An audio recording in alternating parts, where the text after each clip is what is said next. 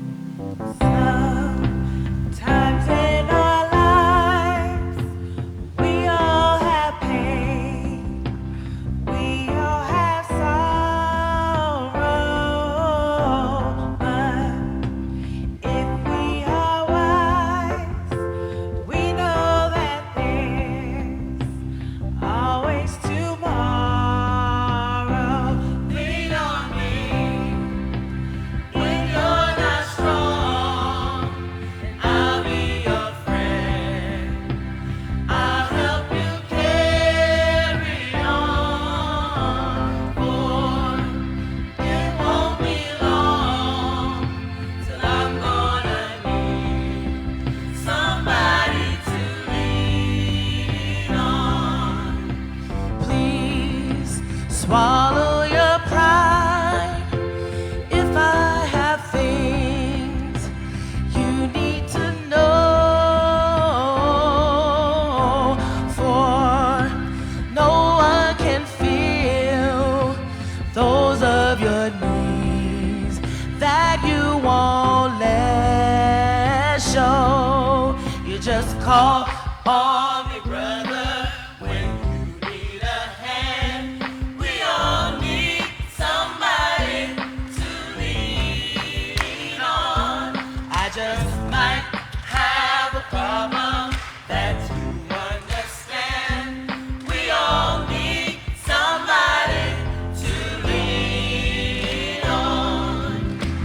If there is a load that you have to bear, that you can't carry, I'm right up the road and I'll share your load if you just call me. Just call on me, brother, when you need a hand. We all need somebody to lean on. I just might have a problem that you understand. We all need somebody to lean on. Lean on me when you're not strong, and I'll be your friend. I'll help you carry on, for it won't be long till I'm gonna need somebody to lean on. Call me if you need a friend. Call me. Oh yeah, yeah. Call me. Call me. Call me. Call me. I'll be right there. Call me. Call me. Anything you need. Call me. Just lean on me. Call me. If you need a friend. Call me. Oh, call me. Call me. Call me. Call me.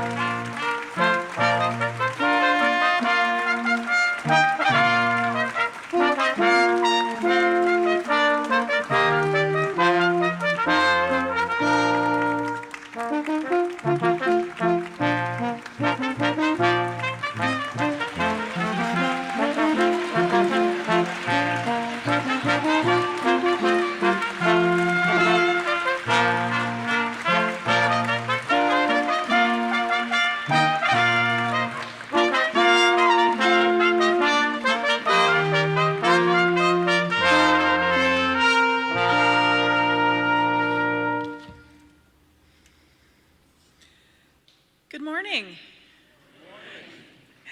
Thank you all and welcome to the 2024 State of the City Address.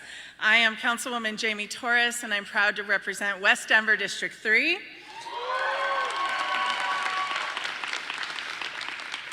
Please join me in acknowledging the Denver Municipal Band.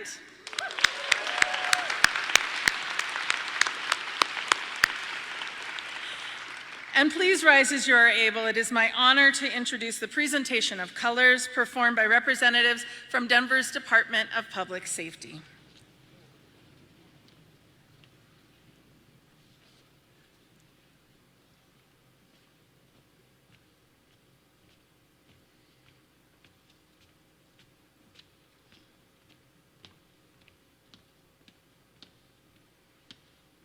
Right turn, march.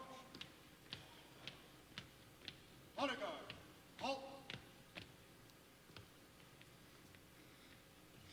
Thank you all. Stay standing, please, and welcome an amazing voice to sing the national anthem, Yasmin Hunt.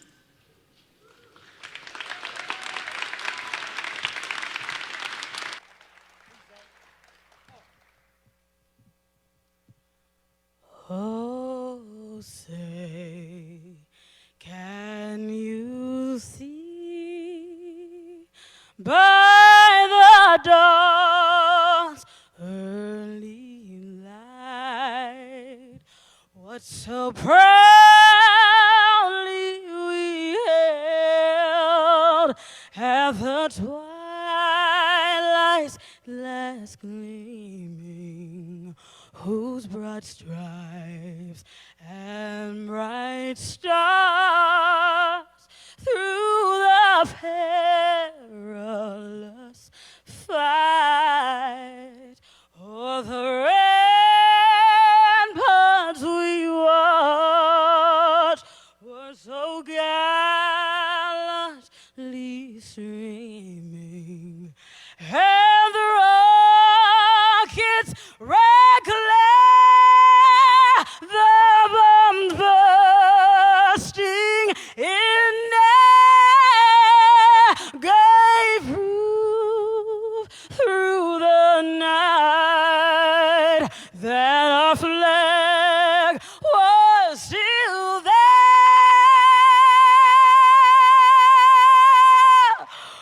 Oh, say, does that star-spangled banner yet wave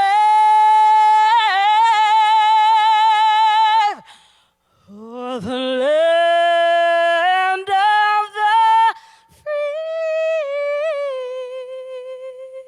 and the home of the brave?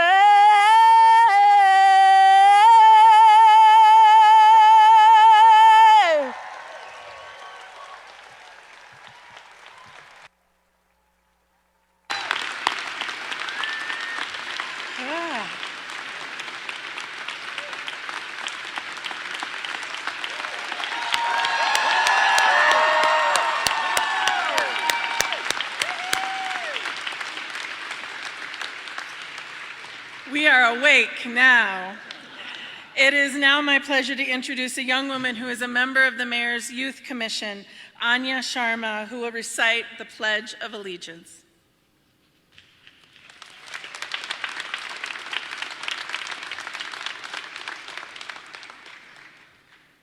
I pledge allegiance to the flag of the United States of America and to the republic for which it stands, one nation, under God, indivisible, with liberty and justice for all. Order, arms. Mark time, march. Right turn, march. Forward, march.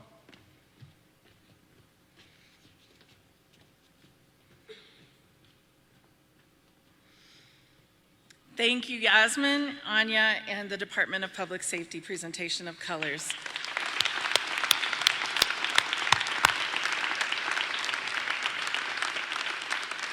Please take your seat.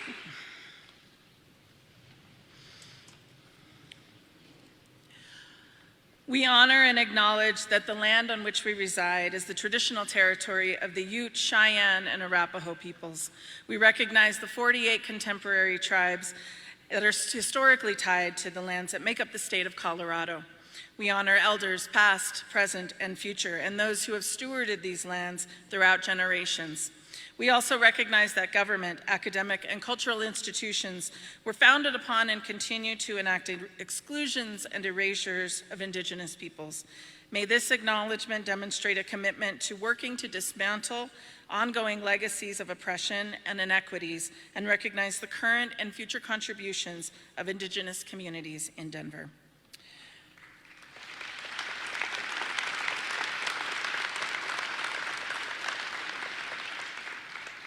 One of the reasons we have an amazing city is because we also have amazing elected officials. Or maybe it's the other way around. I would like to thank all of our electeds from around the region who have joined us today, and I want to give a sincere thanks to my Denver colleagues up here on stage with me. Please give a wave when I call your name. From Denver City Council, Council President Amanda Sandoval. Councilman Kevin Flynn, Council President Pro Tem Diana Romero Campbell, Councilwoman Amanda Sawyer, Councilman Paul Cashman, Councilwoman Flor Alvidrez, Councilwoman Chantel Lewis, Councilman Darrell Watson,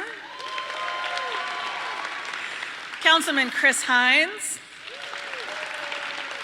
Councilmember Stacy Gilmore, and Councilwomen at Large Serena Gonzalez Gutierrez and Sarah Parody. Presiding Judge of Denver County Courts, Carrie Lombardi. Denver District Attorney Beth McCann, Auditor Tim O'Brien, and Clerk and Recorder Paul D. Lopez. Thank you all. Now I would love to invite Celicia Lopez to share today's blessing and prayer.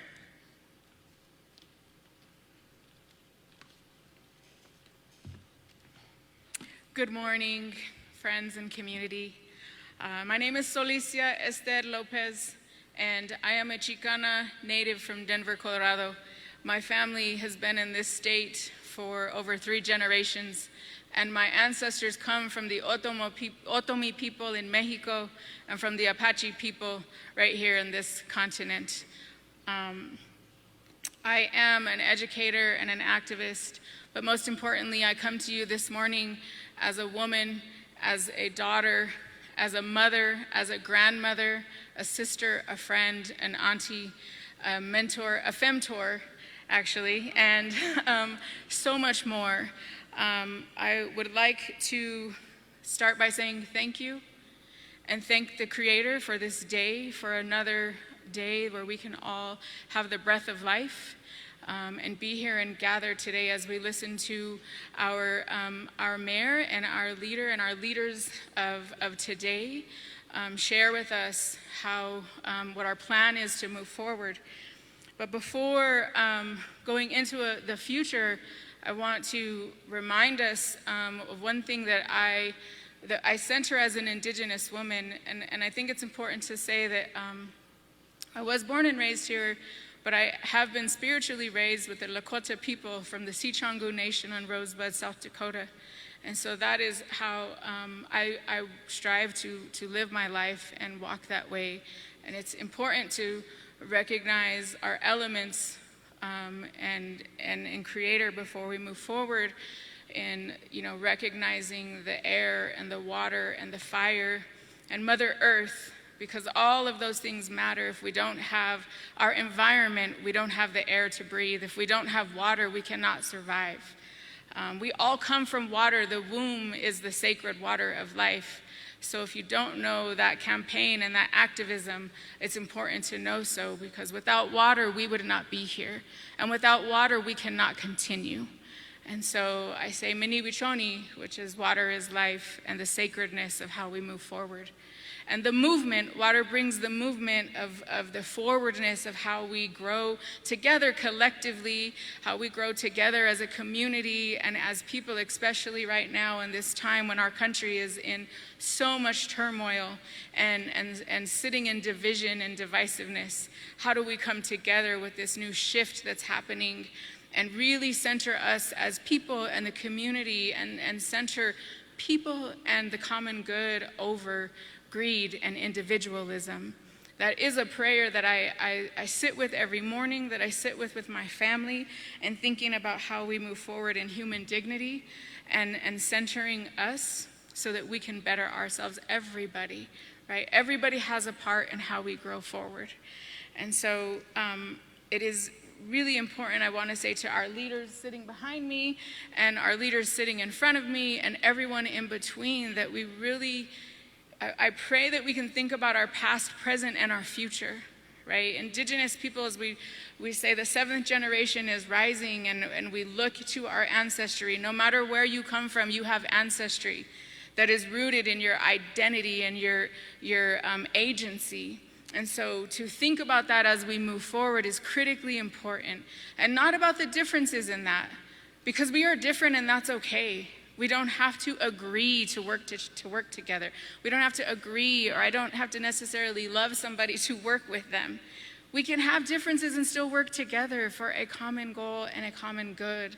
And that is the prayer that I ask us to be centered in today and the days forward as we move into the future, so that Denver can be the best city that it can be for all of our future generations. For my grandson sitting at home who can have an education, he's 3 years old, and I'm terrified for his future if we can't come together, right? But not only him, his future generations, all of us thinking forward so that we can create and leave a path that is genuine and centered in love and centered in human experience and dignity.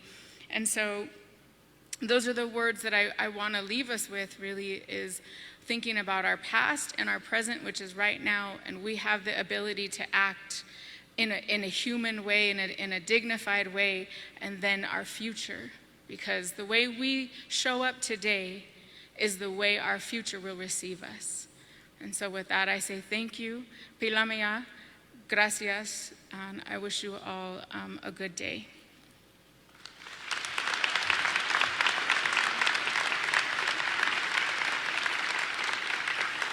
Thank you so much, Solicia, for that blessing.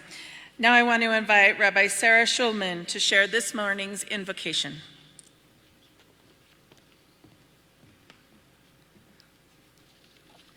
Good morning. I'm Rabbi Sarah Schulman of the Hebrew Educational Alliance here in Denver. God and God of our ancestors, I ask that you bless Mayor Johnston and the esteemed members of Denver's City Council, that they may continue to find their home and their service to this city. Home, as they have found a home for thousands of our residents. Home, as they have helped us to feel safe under our roofs. Home, as they have inspired us to reconnect with our neighbors and our purpose.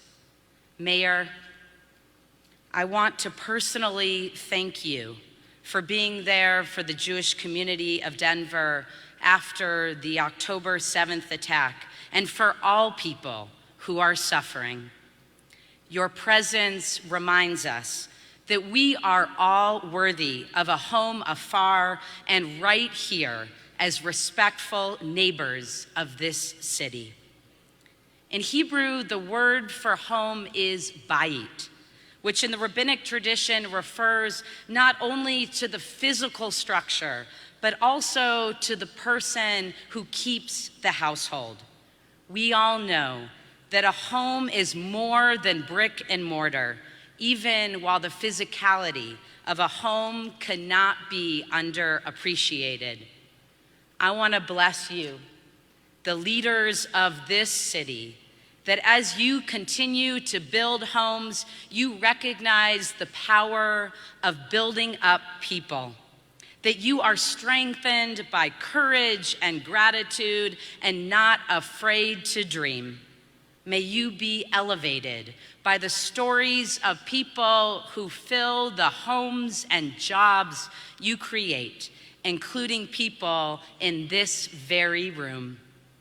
In Jewish tradition, before we settle into a new habitation, we bless it by hanging a little mezuzah on the doorpost as a symbol of protection, holiness, and authenticity. Mayor, as you get ready to serve the second year of your term, I offer you this mezuzah as a reminder of the blessings you have and will bring into the lives of so many people and families in this city. May the city that you support each day as a leader be a place of protection, of joy, and of health for all its citizens, including you.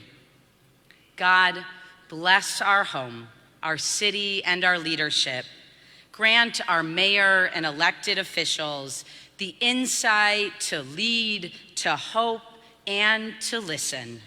May your courage as guardians, decision makers, and homemakers of our city lead to justice and help us all to find peace. And let us say, Amen.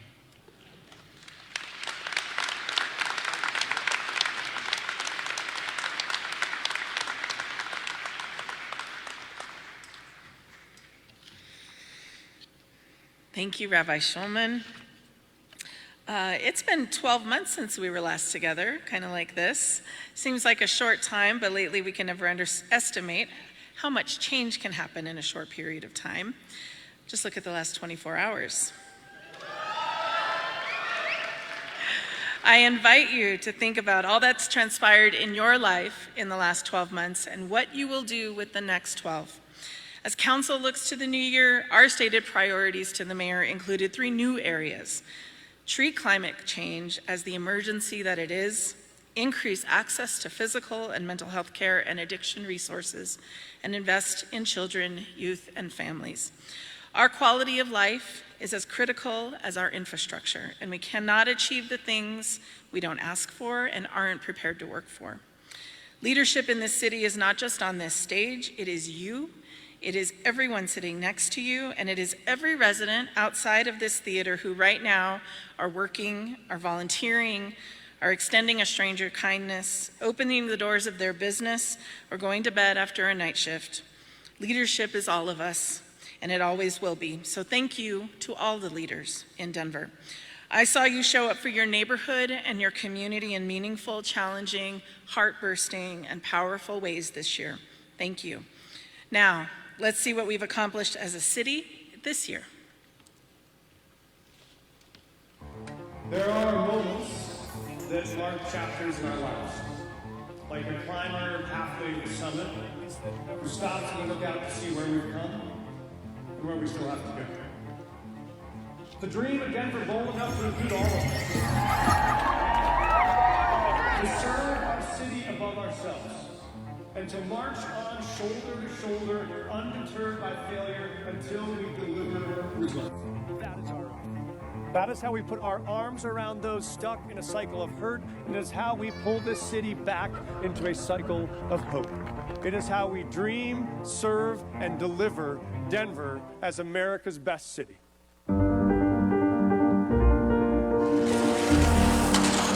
This city succeeded in under 6 months, moving more than 1,000 people off of the streets and into housing. We accomplished something powerful in 2023 because we live in a city where we believe hard problems are solvable. And we believe we are the ones to solve them. And we will not turn our back on those who need us the most in their most difficult hour, most difficult day. Public safety is a project that all of us own. It is not something you do just with a badge and a gun. It's not something we just rely on our law enforcement to do. It is something that we as a community do together. The opposite of crime is not safety. The opposite of crime is joy. So what we want to do is really deliberately sow joy on all of the streets. And when migrants began to arrive in Denver by the busload, we faced a crisis, the biggest in the country. Today, we'll announce the Denver Asylum Seeker Program, which will give us a chance to better serve migrants and avoid cuts to core public services and stabilize the city budget. And we sent a clear message we would do whatever it takes to not only protect the downtown we once had, but to build the downtown that we always dreamed. Our Vibrant Downtown campaign will bring the same thoughtful, deliberate, inclusive development we have seen at Union Station to all of downtown. Our vision is to create the fastest growing economic engine in the West, but one that also brings a more diversified central neighborhood district where people of all ages and incomes can make their home.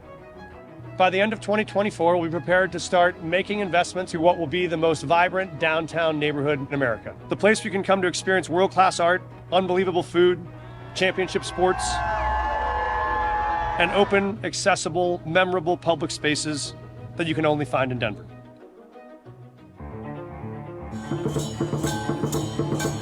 City of Denver, how you doing? Looks great.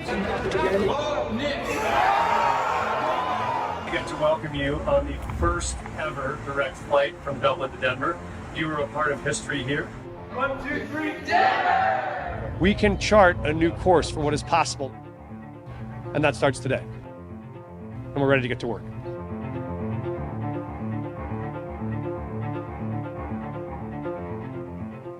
Please welcome Denver Mayor Mike Johnston.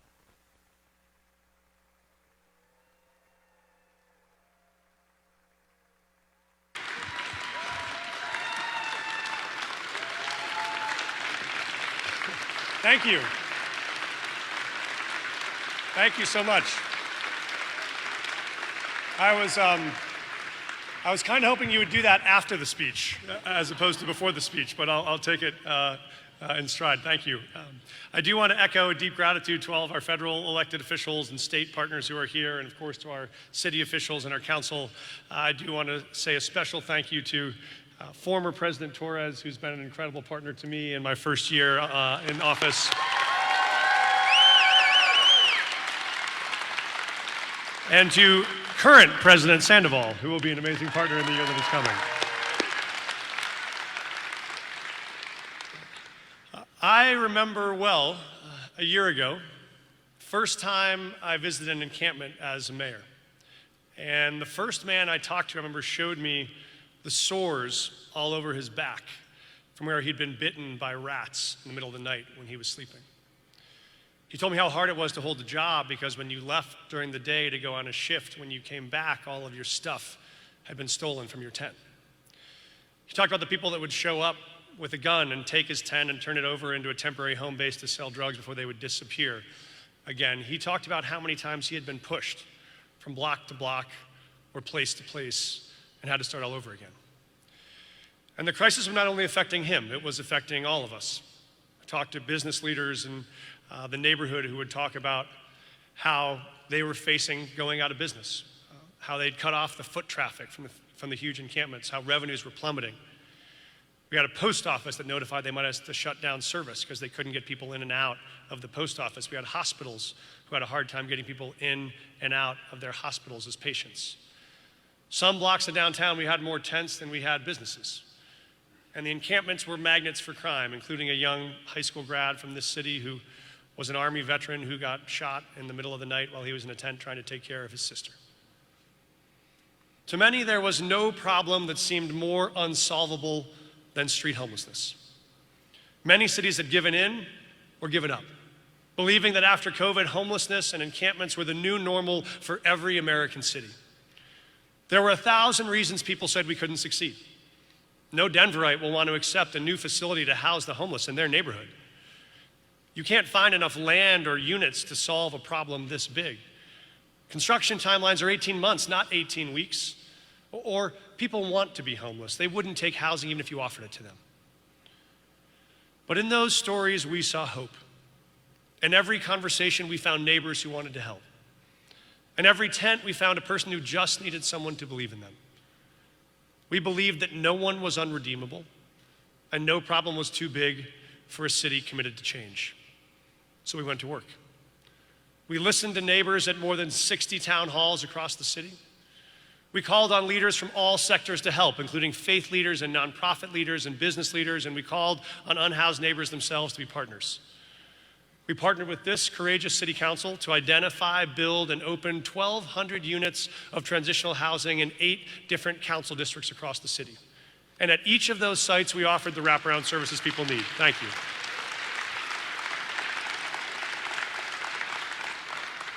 And as of today, 1 year later, we have now moved more than 1,600 people off the streets and into transitional housing.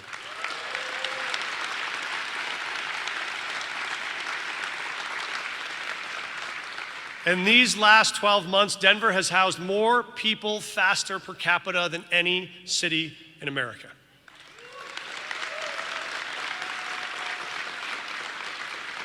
And in finding them a home, we created a better home for all of us.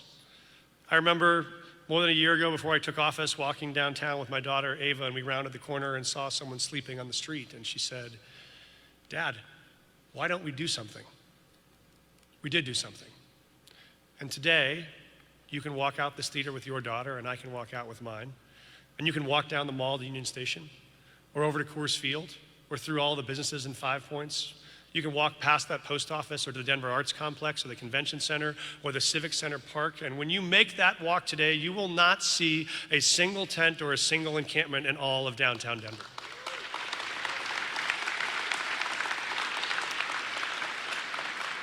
Because those people who are living on the streets are now living indoors in dignity. A dream that seemed impossible a year ago, that we could find a path to end street homelessness in the next 4 years, now feels more possible than ever. And this year we will mark a major milestone towards that goal, to end street homelessness by focusing on one of our most vulnerable populations, and that's veterans. Those who have risked their lives for our country deserve the decency of stable housing.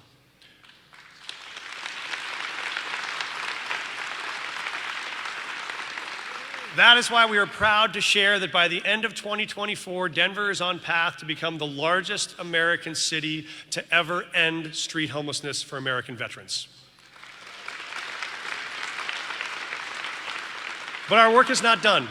We have much more to do to bring more people off the streets and to help people in transitional housing get placed into permanent housing. This historic effort has not been easy and has not been without mistakes. But in it, we hope you can see the blueprint for what this city can do. We will be bold about what is possible and humble about what it takes to get there. We will be relentless in our focus and collaborative in our process. We will make mistakes from sprinting, but never from standing still. We may fall short by dreaming big, but never by thinking small. Because I would always rather be disappointed by believing in each other than affirmed by doubting each other.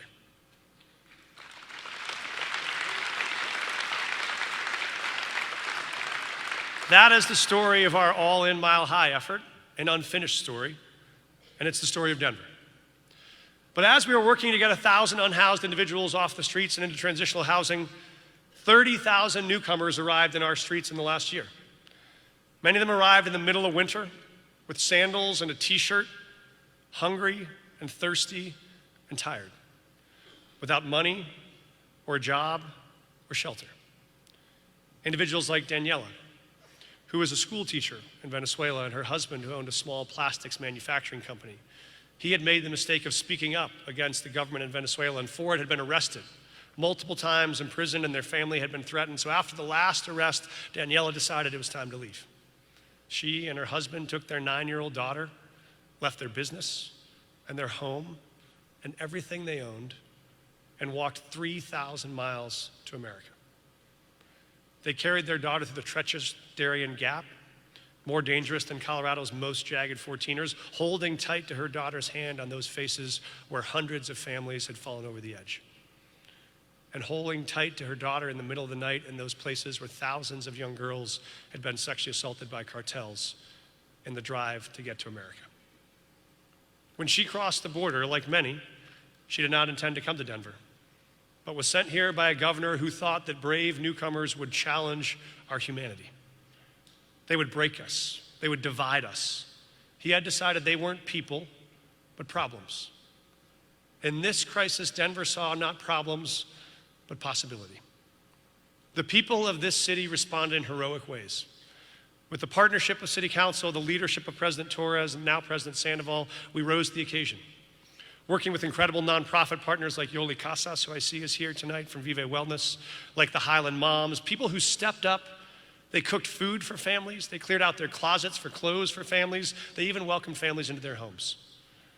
And city employees stepped aside from whatever their current job description was, and they stepped in to do what this city needed them to do. Setting up intake systems, opening shelters, providing meals and transit, launching legal clinics, placing people in housing, and finding them jobs. In this moment of crisis, our city employees were the highest ideal of public servants. And they, today, among all, deserve your applause.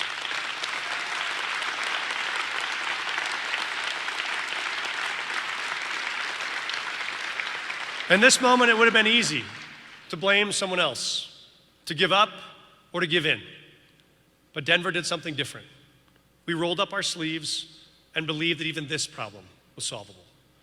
We put thousands of people through free legal clinics to get work authorization. We moved thousands of people into housing, and we launched the country's first asylum seeker program that helps our newcomers get what they need most, a job. Our program helps newcomers caught in a broken federal immigration system where they may have to wait 7 years for a court date without the ability to work while they wait. We found a new path, helping every newcomer in our program apply for asylum, then while they were waiting those 6 months, get access to the skills they need to enter the jobs that Denver demands.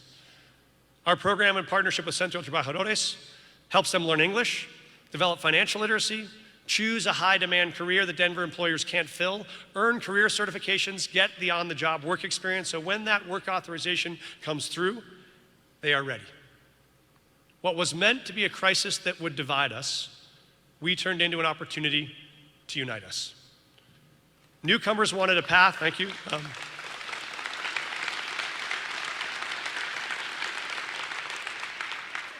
Newcomers wanted a path to get a job and support themselves, and support their families and support our city. Our businesses were desperate for a talent pipeline of committed workers who could fill those jobs that were hardest to fill. So we built a program to do just that. Thanks to Denver's indomitable spirit of service, this historic effort has meant that in Denver, the city that has welcomed more migrants per capita than any city in America in the past year, we don't have encampments of migrant families living on the streets. We've helped families find their way to housing and dignity and work. Families like Daniela's. After she arrived in one of our shelters, she and her husband applied for work authorization. He got a job working as a chef here in Denver, and she started this spring as one of the founding teachers of a school that Yoli put together up in Northwest Denver to help newcomers acclimate to America. Some kids who've been out of school for years didn't know the systems or the structures, the routines. She was that teacher to be the first face to help welcome them to Colorado. And she's not done yet. Now, this fall, she will start as a paraprofessional in the Denver Public Schools, helping students across this city begin their journey here in Denver.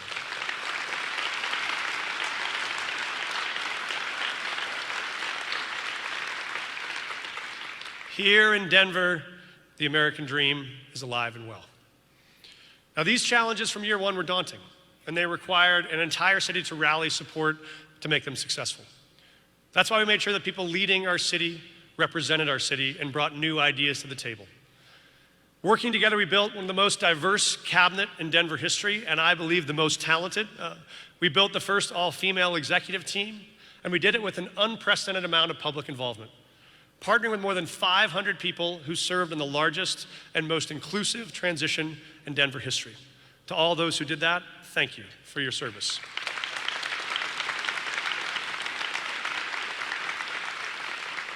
Our work is not done, but our progress is dramatic. Our successes have opened up new opportunities for even greater impact in the year ahead. And inside each of these struggles, we see the need for more work to be done.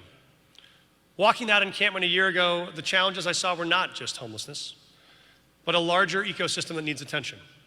Saw the need for a citywide commitment to public safety.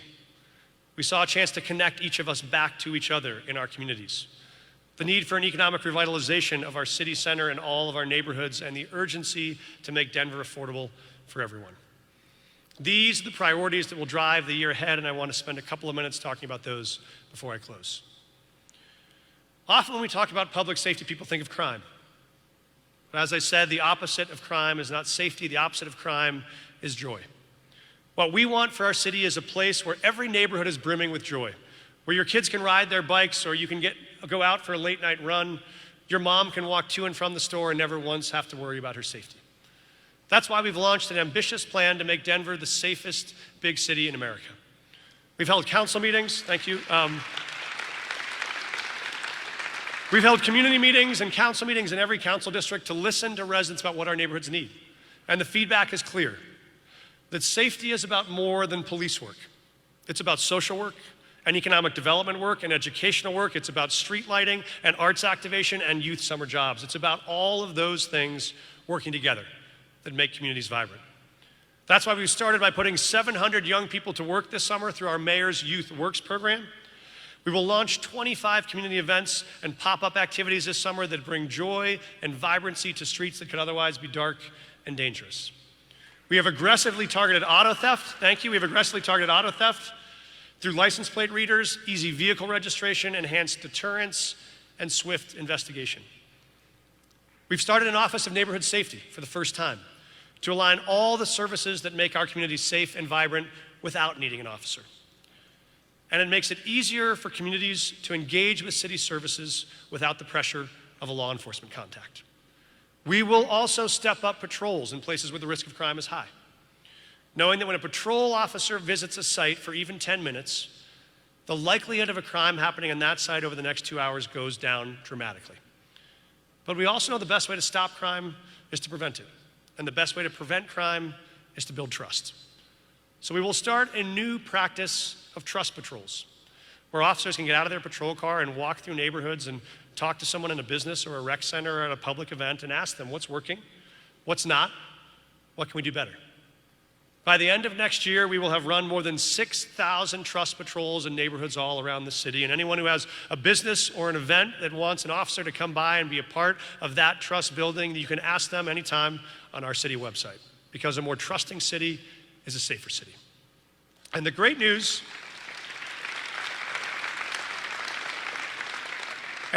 is, while there is more work to be done here, we are already showing results. After a hard decade when Denver had the highest crime increases of any major city in America, these strategies are already making a difference. Crime is already down. Auto theft is down 31%. Shootings and homicides are down 27%. Property crime is down nearly 30%, and we are just getting started.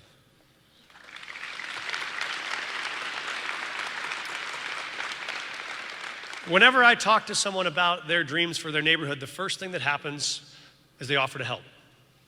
With every challenge we have faced this year, we have seen the overwhelming evidence of Denverites called to serve. Whether it was getting up early to cook breakfast for 20 migrant families or showing up to prepare toiletries for someone moving into their first unit off the streets, what has remained clear is that Denver is a city motivated by a spirit of service. We all believe these problems are solvable. We all want to do our part. And we know that we are far more powerful when we work together in service of a purpose bigger than ourselves. My wife, Courtney, has shared that same deep call to serve others. We first met as school teachers in the Mississippi Delta, and when I went on to be a teacher and a school principal, she served as a teacher and a social worker, a therapist, and then as a district attorney protecting those who are most at risk. When we took the oath of office a year ago, Courtney had a vision to bring Denver together around that spirit of service.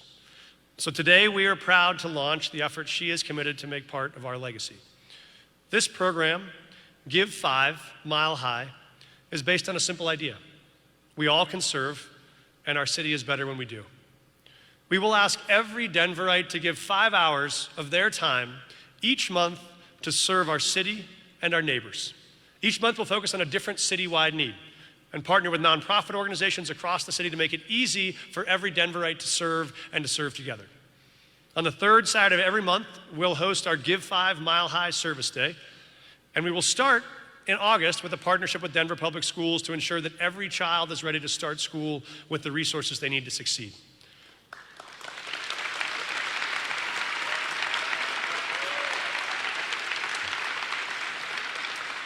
In September, we will move on our focus to beautify Denver, launching a citywide cleanup day to make sure every block of Denver is beautiful. So when you walk out of this beautiful Paramount Theater today, you will see my beautiful wife standing at the front door with flyers and info and all the resources you need to get your friends, your neighbors, your coworkers to join you for the city's first Give 5 Service Day this August. Can't wait to see you there.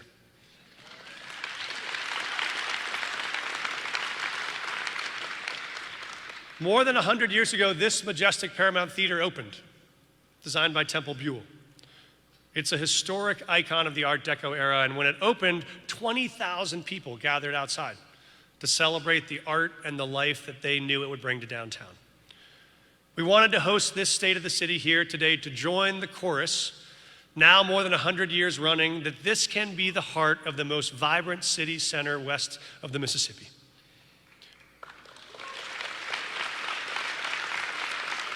Downtown Denver is the economic and artistic engine of the city, and we cannot have a vibrant city without a vibrant downtown.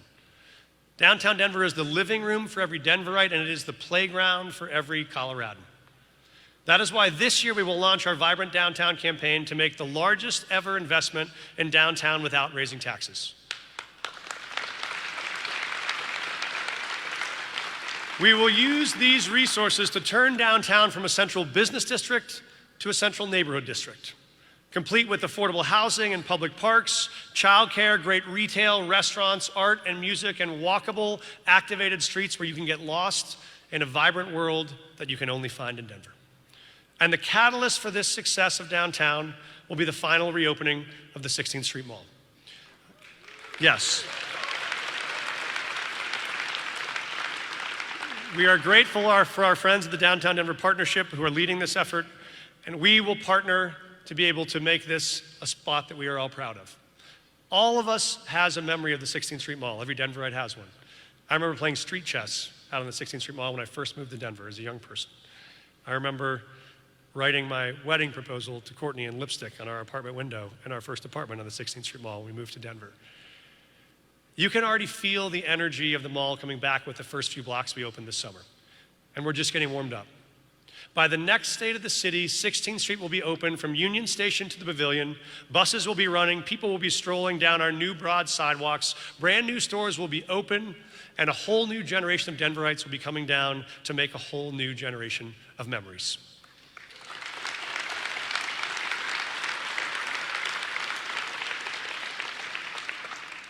One last thing to share. A vibrant Denver has to be one that can include all of us. Denver has to be a place where the ushers who welcomed us in today, the chef in the kitchen next door, the kindergarten teacher who will greet your child when you take her back to school in September, it has to be a place where all those folks can afford to live. Tonight, somewhere in Denver, a girl will wake up scared in the middle of the night and walk into her mom's room, expecting to find her fast asleep. And she won't be. She'll be awake, staring at the wall, wondering how she's going to find a way to pay the $200 more a month that her rent just went up. She already added more shifts the last time the rent come up. What can she do now? Where will she go? She'd have to take her daughter out of the school that she loves, away from the friends that she loves and she's known her whole life. She'd have to find a new job or make a long commute. She loves this city and this neighborhood and this life that she has built, and she is terrified she's going to lose it. When her daughter asks what's wrong, she stops for a moment. She can tell her daughter anything, but she can't bring herself to answer this one. She's not the only one awake. Down the street, there's a grandmother who retired from 40 years of teaching school to move to Denver to be close to her grandkids. She gets to see every flag football game, volunteer in their classrooms, help pick out a dress for the middle school dance, and host dinners and sleepovers when her daughter has to work late. But the rents keep going up, and her fixed income retirement does not. She can feel the lump growing in her throat, wondering how she will tell her daughter that she may have to leave and move back home because she can't afford to stay in Denver anymore. And what will she do when the baby girl, the littlest of all, holds her leg and says, please, please don't go. Or the girl across town who should be out with her friends. She has a brand new college diploma in her hand and a job offer right here at home. She's in her childhood bedroom, and her heart warms as she looks at the photos on her desk of her and all her friends that one summer night at Red Rocks, or the one of her at age 7 in a tiara at her first Pride Parade. But that warmth recedes into fear because she's looked at the rental cost and she's done the math 100 times. And even with this new job that she thought was a great salary, she can't see a way to afford to have her own place. And if she can't afford to rent here, how would she ever be able to buy a home here? Maybe she should take the other job offer somewhere in the Midwest where it might be cheaper. But her dream was always to come home, to raise her own kids here, to watch her kids do mutton busting at the stock show, to watch their desks fill up with the photos you can only get in Denver. But she suddenly feels alone, like her hometown has left her behind. There will be all the same doubts about this hard problem that we've heard about the others. The problem is too complex. Solutions are too expensive. This is just what happens when cities grow up as they become unaffordable. People don't want affordable housing in their neighborhood. But our commitment is to see every problem as solvable and to stay at it relentlessly until we find a way.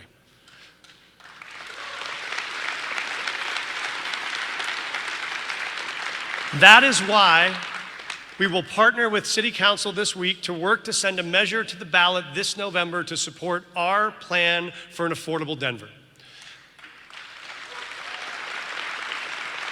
This measure, funded by a half-penny sales tax, would only cost Denver families about $2 a week, but it would put us on the path to bring on the 45,000 units of affordable housing we need to fill our entire gap of affordable housing over the next 10 years.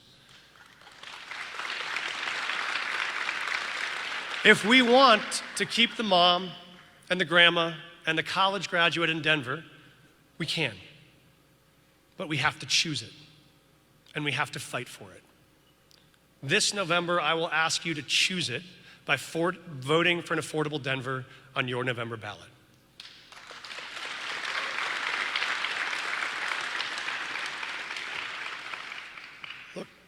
Finding a way to reverse the economic impacts of a global pandemic on a city center is hard.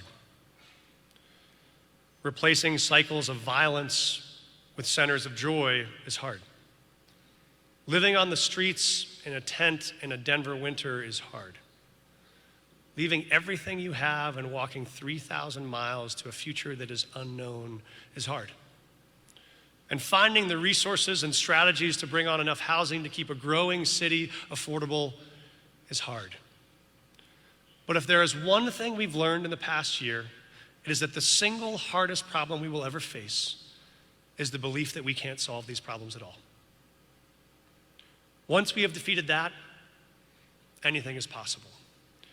In these uncertain times, the world will flood you with examples of hatred and division and dysfunction. It will ask you to doubt. It will tempt you to distrust.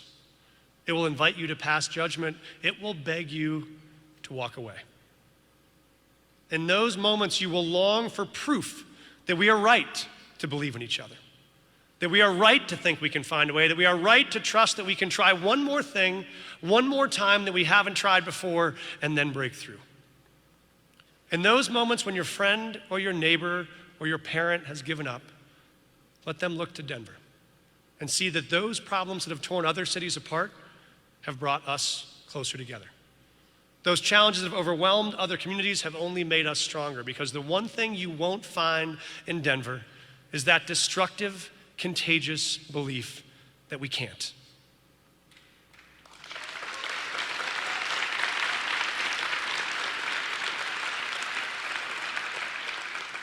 Here in this capital of the New West, where the mountains are tall and the rivers are deep, people believe in each other, and they lean on each other, and they fight for each other, fortified by the deep belief that all our problems are solvable, and we are the ones to solve them. So let's get to work. Thank you so much.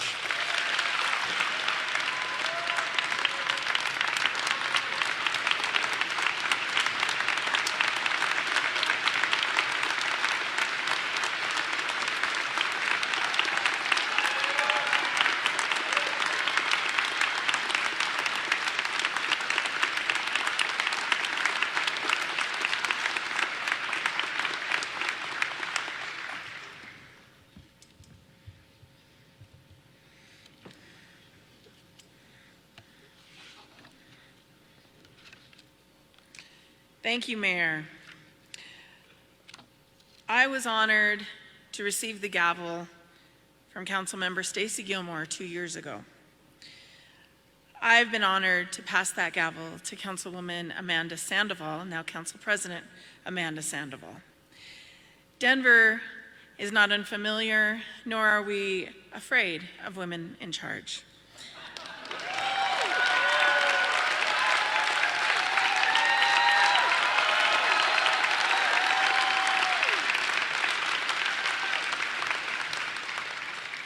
Thank you for that trust, and I'm proud to represent District 3, but I am proud to bring up my friend and my colleague and my president, Councilwoman Amanda Sandoval.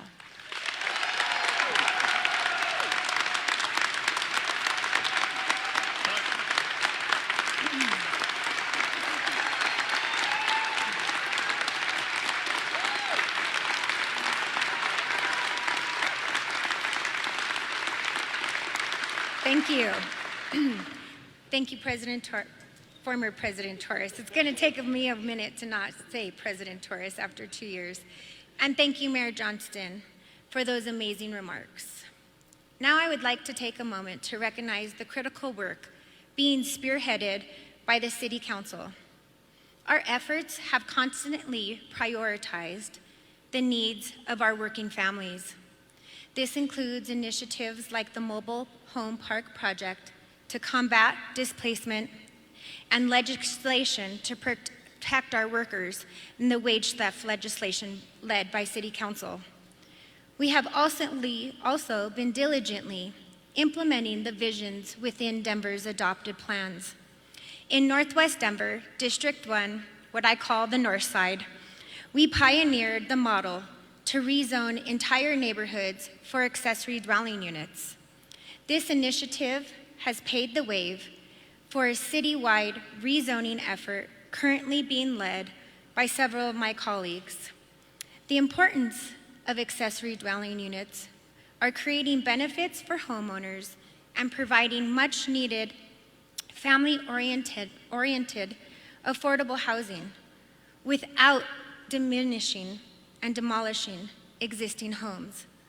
And those existing homes, think of the 78 neighborhoods that we all live in, the fabric of Denver, and the importance that every time we call home, because everybody knows home is where the heart is, and our hearts are right here in the 78 neighborhoods that represent Denver.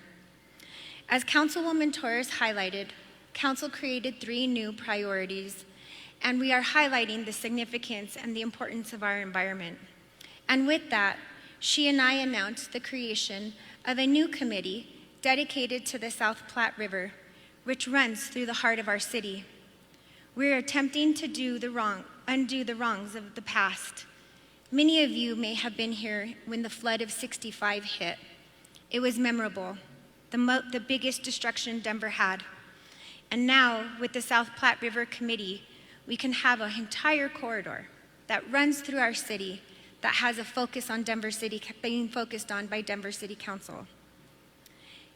I have to say, it is a profound honor to serve alongside this diverse body, which truly reflect the communities that make up our great city.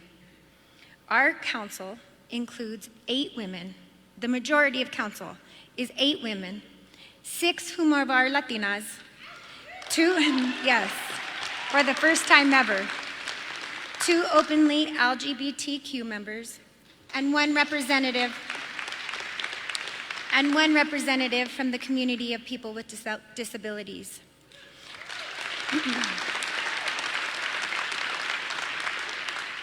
Each member is a dedicated, thoughtful, and passionate public service.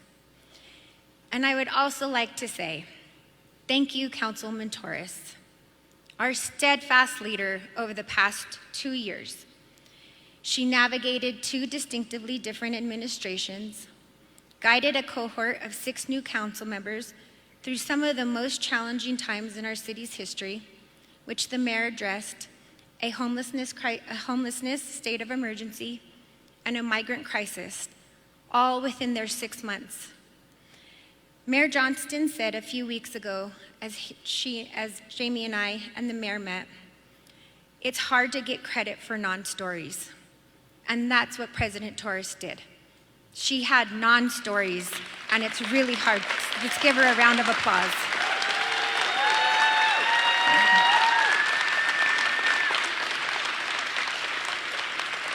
Thanks to Councilwoman Torres' leadership, she ensured everyone's safety during protests that took over our council chambers. So thank you, Torres, for your caring and inspiring leadership.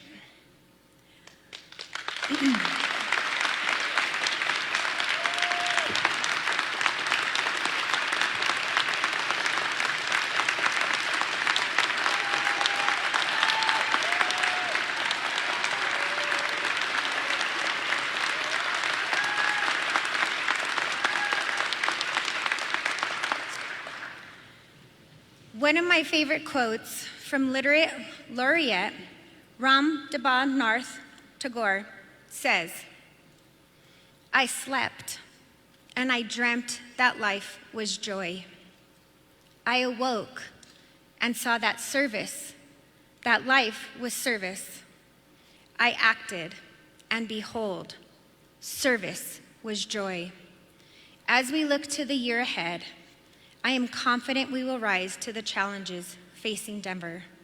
Thanks to the remarkable elected public servants up on this stage who serve and serve with joy.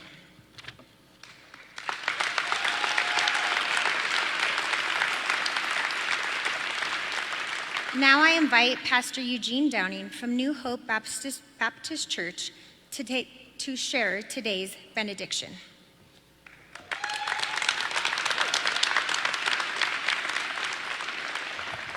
What an inspiring way to begin a week, am I right?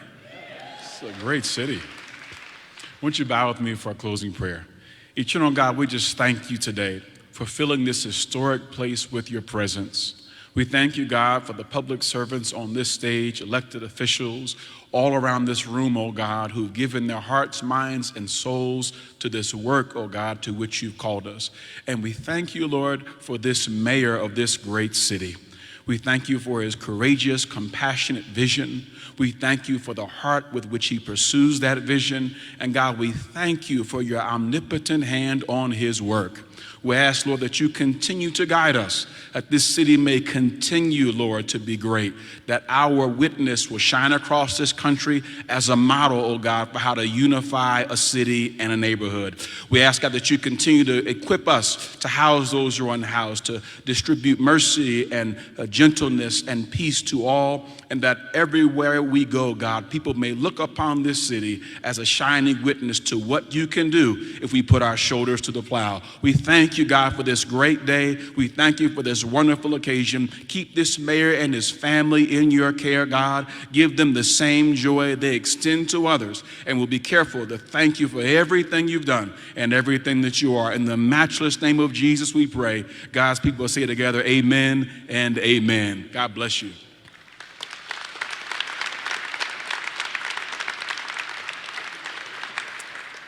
Pastor Downing, thank you so much for those uplifting words.